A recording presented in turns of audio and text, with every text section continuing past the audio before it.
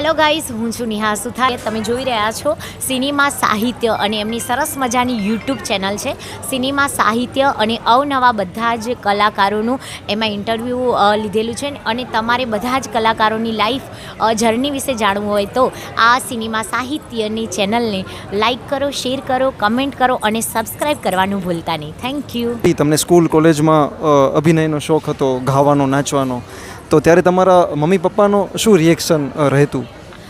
તમને ખબર છે કે સ્કૂલમાં તો કેવું હોય કે હા ડાન્સ કરો, નાના મોટા એમ કે પ્રાર્થનામાં કે એમાં તો હું જતી હતી. અને સ્કૂલમાં પણ એવું હતું કે હું બધાને કોરિયોગ્રાફર આવતા હતા મારી સ્કૂલમાં, એમને પણ એવું હતું કે તું બહુ સરસ ડાન્સ કરે છે, એટલે એ બધામાં મને પહેલી જ ઊભી રાખે.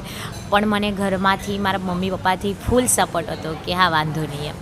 એટલે તમારા પપ્પા, એટલે આમાં ક્યારે એવું થયું કે તમને સ્ટ્રગલ કરવી પડી હોય? કયા દોરમાં કરવી પડી? જ્યારે નાના હતા ત્યારે ઘરે તો ચલો હા પડી, એટલે એ સ્ટ્રગલ નહોતી, નહીંતર ઘણાને એમાં પણ પ્રશ્નો થાય. ના, એવી સ્ટ્રગલ તો હવે કેવું છે કે બધી જ ફિલ્ડમાં એવું હોય છે કે સ્ટ્રગલ તો કરવી જ પડે. પણ હું જ્યારથી નાની હતી, આઈ થિંક 17-18 વર્ષની, ત્યારથી હું આ ફિલ્ડમાં છું. અને સ્કૂલ ટાઈમથી તો સ્ટ્રગલ ચાલતું જ આવ્યું છે અને સ્ટ્રગલ કરતી રહું છું. અને એક ટાઈમ એવો હતો કે મારા પપ્પા કોરોના, તમને ખબર છે કે સમથિંગ 4-5 વર્ષ પહેલાં કોરોનામાં એટલે કોરોનાના લીધે નહીં પણ એમને ડાયાબિટીસના લીધે એ ઓફ થઈ ગયા. પણ એમના વગરની જિંદગી અત્યારે થોડી કઠિન છે.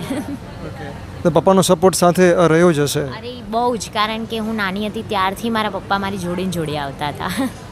હું આમ તો છેલ્લે નેહાબેન છેલ્લે સૌથી લોકોને પૂછતો હોઉં છું, કહેતો હોઉં છું કે તમારા મમ્મી પપ્પાને તમારે કશું કહેવું હોય તો કહો, એમ સામાન્ય રીતે. કે કોઈ ગાયક હોય, હમણાં મેં વિક્રમભાઈને પૂછ્યું હતું કે એમના મમ્મી હમણાં રજા લઈ ગયા, તો એમના માટે મેં એમને કહ્યું કે તમે ગાઓ એમ.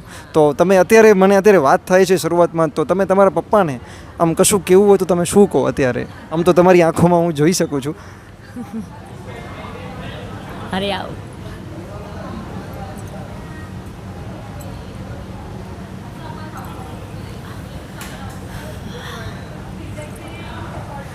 મને લાગે છે એ રાજી થતા હશે તમને આ રીતે ગરબામાં અને અભિનય કરતા જોઈને, અને આ રીતે કાર્યક્રમોમાં ભાગ લેતા જોઈને. ત્યારે રડવું એટલા માટે આવે છે કે એમની આજે પુણ્યતિથિ આજે જ છે પાછી. ઓકે.